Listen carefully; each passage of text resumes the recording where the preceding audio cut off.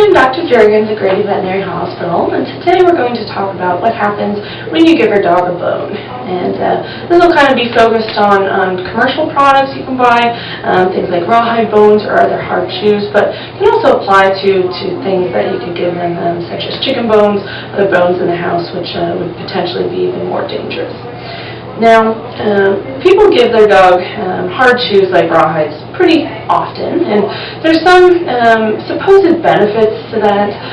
The first would be when they chew on the bone, it actually provides a grinding action against the teeth and can help fight plaque and tartar buildup. Another would be it satisfies the dog's natural urge to chew, as well as kind of giving them something to alleviate boredom. But despite these proposed benefits, there's a lot that we worry about when we give dogs bones. And so I'll kind of go through that, starting from head, going to tail, each step of the way.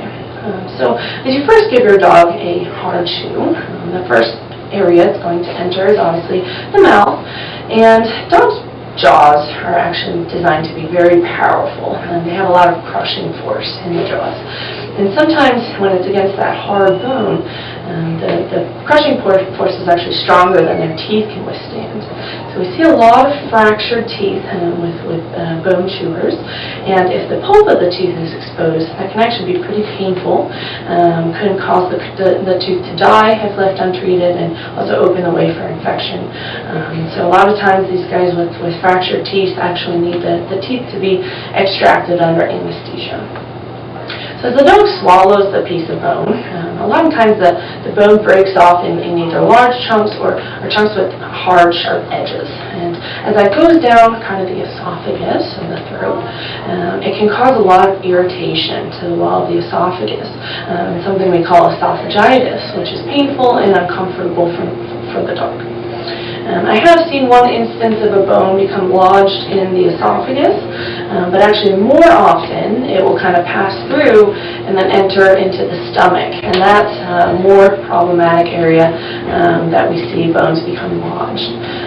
So if the bone were to become stuck in the stomach and not able to pass through, you would see clinical signs such as vomiting, especially after they eat, loss of appetite potentially. And at this point, a lot of times we take x-rays, and we can kind of evaluate the piece of bone and how big it is in the stomach. So sometimes if the piece of bone is not terribly large, or we think it's not too sharp, we might actually make them vomit to try to get that up and prevent problems further down the gastrointestinal tract. But again, we have to be careful with those sharp edges, potentially causing damage to the esophagus.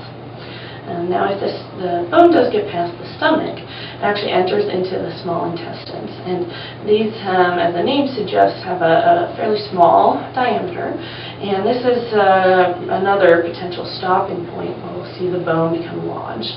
And you can see similar clinical signs to it becoming stuck in the stomach, things like vomiting, loss of appetite. Sometimes we'll see diarrhea as well. And a lot of times we'll see abdominal pain as well, because the intestines can only stretch so far to accommodate that bone, and that stretching force is fairly painful. And so at this point too, sometimes we can put them on IV fluids in the hospital, can try to help speed things through and allow things to pass. But if either in the stomach or the intestines, if we can't get things moving through, then we're looking at an exploratory surgery and actually opening up the stomach or intestines to remove that piece of bone, which is a major surgery obviously, and something we'd like to avoid. If the piece of bone were to get past the small intestine, it enters the large intestine, or colon. And at this point, the diameter of those intestines is usually large enough that it will pass all the way through. But it can cause some pretty significant irritation. You can get diarrhea, as well as they can strain to actually pass that bone through. It can mimic signs like constipation. And it can be fairly painful for them to actually pass out. So for all these reasons, and we actually don't recommend feeding any kind of processed chews or hard chews to your dog. And I would especially avoid any kind of animal bones, especially cooked chicken bones. Cooked bones are actually very prone to splinter, and that splintering causes sharp edges that can potentially even cut through or perforate the intestinal tract and can cause a lot of problems that way.